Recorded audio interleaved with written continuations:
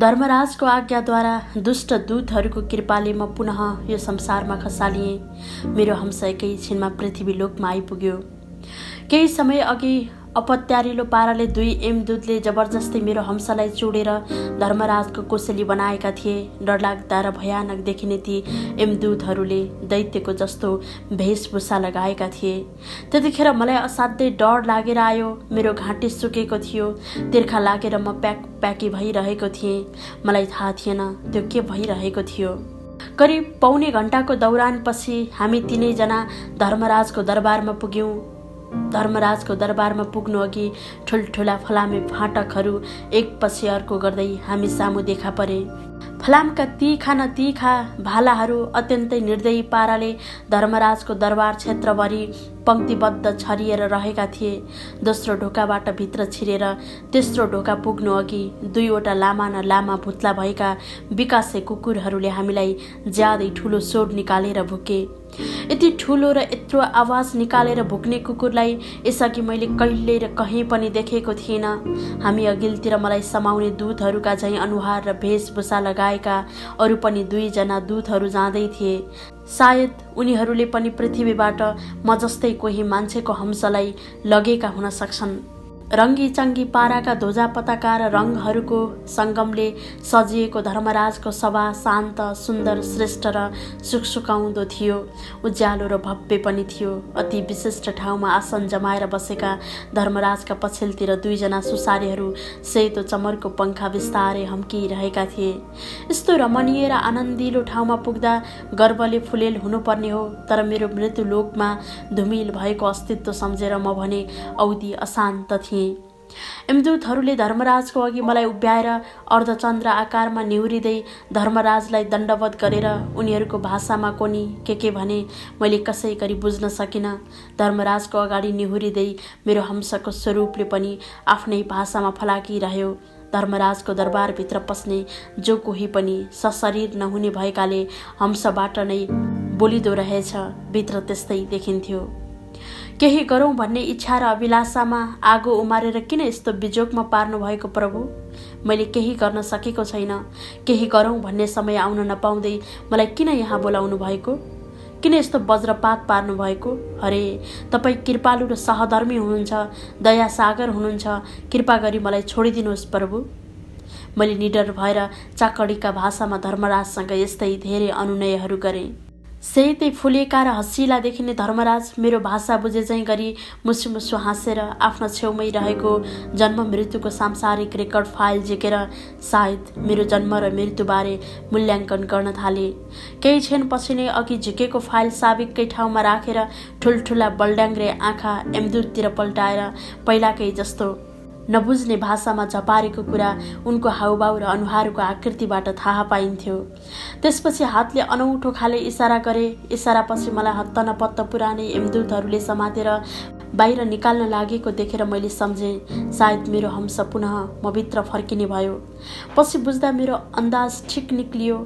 नाउँ र गाउँ एउटै भएको कुनै अर्को मान्छेको नामको झुक्क्यानमा परेर उनीहरूले मलाई टिपेका रहेछन् र धर्मराजको आदेशपछि मलाई पुनः पृथ्वी लोकमा फर्काउन लागेका रहेछन्।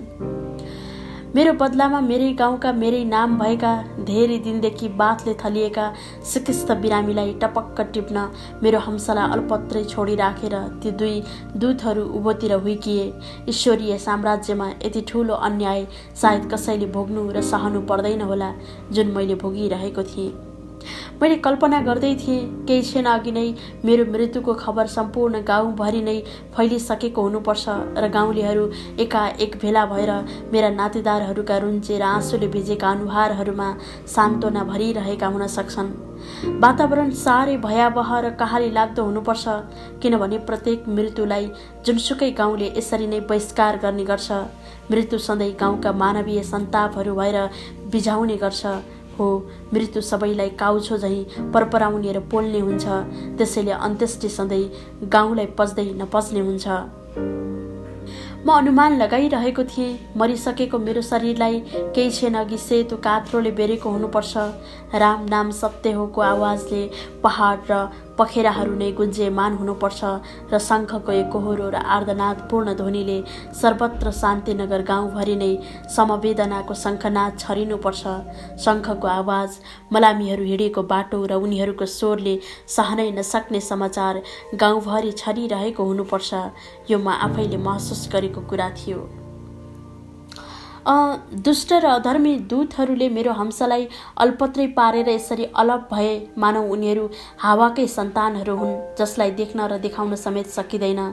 दूतहरूले मेरो हंसलाई लत्याएर किन कुलिलम ठोके त्यो कुराले मलाई अचम्म तुल्यायो। मेरो हंसले मेरो शरीर खोजेर यसलाई पुनर्जीवन दिन शरीर खोज्दै जाँदा देखेको त्यो दृश्यले मलाई कहाली छुटाएको थियो र मेरो सम्पूर्ण हंसीय ब्रह्माण्ड नै श्रृङ्ग भएको थियो। मेरो हंसले आफ्नो शरीरभित्र पसेर आफूलाई जिउँदो बनाउने दिशातर्फ शरीर खोज्दै जाँदा केही बेरपछि मैले आफ्नो शरीर चितामा जलिरहेको देखेँ। हो, मेरो शरीर करिब आधा जलिसकेको थियो। उफ, फेरि पनि म त्यही दृश्य सम्झिन्छु। आफ्नो छँदा छँदैको शरीरलाई मान्छे रूपी राक्षसहरूले आगो लगाएर भौतिक इहलीला आफ्नै अगाडि समाप्त पार्न खोज्दा साबिक मनभित्र प्रलय हुँदो रहेछ, पोल्दो रहेछ, डराउँदो रहेछ। म भित्र भुइँचालो गयो। त्यतिखेर मैले केही दिन अघि मेरै कोठामा घटेको एउटा दृश्य सम्झना पुगेँ। जब म सुत्ने कोठाको भित्ताभरि चहार्ने कैयौँ भित्तिहरूमध्ये कुनै एउटा भित्तिको गहिरो हिसाबले पुच्छर काटिएर जिउ र पुच्छर भिन्दा भिन्दै दुई टुक्रा हुँदा उसले आफ्नो टाउको भएतिरको आँखाले आफ्नो चुडिएको पुच्छरलाई र आफूलाई निर्विमेष नडगमगाई हेरिरहेको थियो।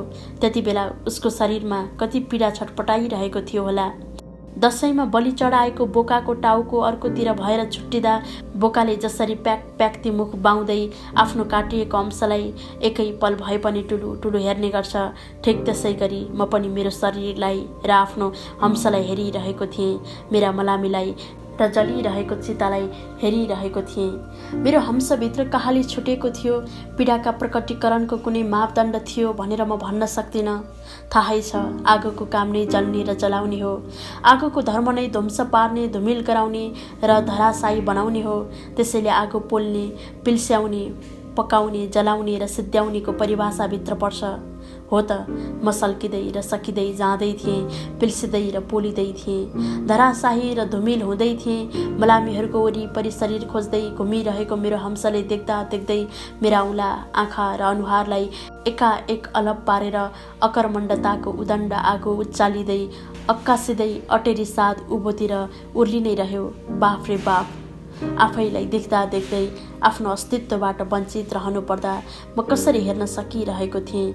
एकैचोटि अन्धो, बहिरो र लाटो हुनु पर्दा मलाई कस्तो भइरहेको थियो त्यो भनेर साध्य छैन।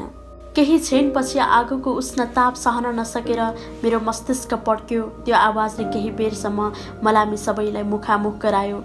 यस्तो दृश्य हेर्न साह्रै नमज्जा लाग्दो रहेछ, तर पनि म हेरिरहेको थिएँ। लास जलुन्जेलसम्मको अवधिमा मलामी समूहमा धेरै औपचारिकताका कुराहरू भए। मलामी मध्येका एकजना मेरा मित्र मेरै प्रसङ्गलाई लम्ब्याएर उनले गर्दै नगरेका सहयोगको लम्बेतान लुम्बिनी बगाएर सारा समूहलाई ढाँटिरहेका थिए। एकजना बाहिर पढेर आएका डाक्टर पनि त्यो मलामी समूहमा सामेल थिए। उनी उनका होनहार बङ्गाली मित्रका दाजुलाई कलकत्ताको विद्युतीय दाह संस्कार गृहमा अन्त्येष्टि गर्नुपर्दा 125औं लासको पछि लाम लाग्नु परेको कुरो बडो रोचक पाराले सुनाउँदै थिए। मलाई पुराका पुरा दृश्यहरूले एक एक गर्दै शिथिल बनाउँदै थिए। 10-12 जनाको विभाजित भिन्दा भिन्दै 5-7 समूह मध्येको एक समूहभित्रको एक मलामी सायद कर्मचारी हुन सक्छ, किनभने यसअघि हाम्रो गाउँमा मैले उसलाई कहिल्यै देखेको थिइनँ। मैले नचिनेको ऊ भन्दै थियो, प्रतिभाले पाउनुपर्ने प्रतिष्ठा पाउन नसकेर नै पाताल पलायन हुने रोग आजभोलि देखिएको छ। साँचो मनले भन्ने हो भने प्रतिभाको कुरा छोडौँ, इमान्दार भएर काम गर्ने कर्मचारीहरूलाई उनीहरूको तलबले खान पुगोस् त मरिजाउँ। त्यस्ताका पूर्वी आकाशमा तित्रापङ्खी बादलका डम्फाहरू विभिन्न आकार लिएर कहिले बाँदर जस्ता, कहिले घोडा र कहिले मन्दिर जस्ता हुँदै अमूर्त भएर विलीन भइरहेका थिए। आकाशमा कागहरू पनि उडिरहेका थिए। त्यो दिन जस्तो एक छत्र भएर आकाशमा उडेका त्यति धेरै कागहरू त्यसअघि मैले कहिल्यै देखेको थिइनँ। त्यति नै बेला मेरा बाले मेरो आधा जलिसकेको शरीरलाई काँचो बाँसले घोच्नसम्म घोच्नुभयो। मुर्दा चाँडै जलेर सकियोस् भनेर त्यसो गरिएको हुँदो हो। मलामीहरूको जमातमा एकजना नेपाली साधु पनि केही पर टुक्रुक्क बसेर जमिनतिर अनुहार पारेर झोक्राइरहेका थिए। सहरबाट मोटर गाडीमा चढेर गाउँ फर्किन लाग्दा मेरो छिमेकी सिटमा बस्ने ती साधुको गुनासो मैले त्यति नै बेला सुन्न पाएको थिएँ। त्यस्ताका तिनको धोती मात्र लगाएको शरीर र खरानी विहीन निधार थियो। उनको शरीरमा जाडो कामिरहेको देखिन्थ्यो। मट्टी तेल र विद्युतीय पद्धतिको आगोमा खाना पकाउन सिपालु सहर उनलाई बिझाएर नै उनी गाउँतिर लागेको भन्थे। आधुनिक सहरले उनको जिउ र निधारमा घस्ने खरानीसम्म पनि दिन नसकेको उनको गुनासो थियो। उनी भन्थे, सहर वास्तवमा शान्ति, स्वस्थता र सहजताको उल्टो नाम हो, किनभने सहर कृत्रिम, कठोर र कर्कश छ। कुहिएका र कच्याक कुचुक परेका काल कोठरीका कपटी, कुकर्मी र कुटिलताले कोपर्न र अप्ठ्याउन थालेपछि कुरूप सहर जसलाई पनि कर्कलो भएर कोक्याउने गर्छ। अर्को तेस्रो समूहमा धेरै समय अघिदेखि हाम्रो छिमेकी कुबेरकान्त कडरिया पैसाकै प्रशंसी र प्रशंसा प्रकट गरिरहेको थियो। माइला मुखिया छेउमै बसेर कुबेरकान्तको कुरामा यसरी सही थापिरहेका थिए। उनले थपेको रोचकता पनि कम थिएन। मेची अञ्चलको माई पाताल मुनतिर माई पोखरीको पसलमा मसला र मामुली माल सामानमा मिल्ने मुनाफा माया मारेर माइला मामा मोहनमानसँगको मिलेमतोले महालक्ष्मी मैदा मिलका मालिक महावीर मारवाडी र महेश्वर मल्होत्राको मन मनाएरै माइला मुखियाले मनग्गी माल कमाएका थिए। लास पुरै खरानी भइसक्न लागेको थियो। मलामी गएका मानिसहरू नाफा र नोक्सानको आफ्नै व्यापारमा लागेका थिए। यसरी मेरो शरीर धुमिल नै भयो, विलीन नै भयो, आकारहीन, अस्तित्वहीन हुँदै अदेख नै भयो। मैले कसै गरी आफ्नो शरीरभित्र पसेर आफूलाई जिउँदो जाग्दाको परिभाषामा राख्न सकिनँ। त्यसैले अहिलेसम्म म मेरो शरीर खोजेर भड्किरहेकै छु, रन्थनी रहेकै छु र रुमल्ली रहेकै छु। यो संसारमा अहिले म जस्ता कति आत्माहरू यसरी नै भड्किरहेका होलान्। धन्यवाद।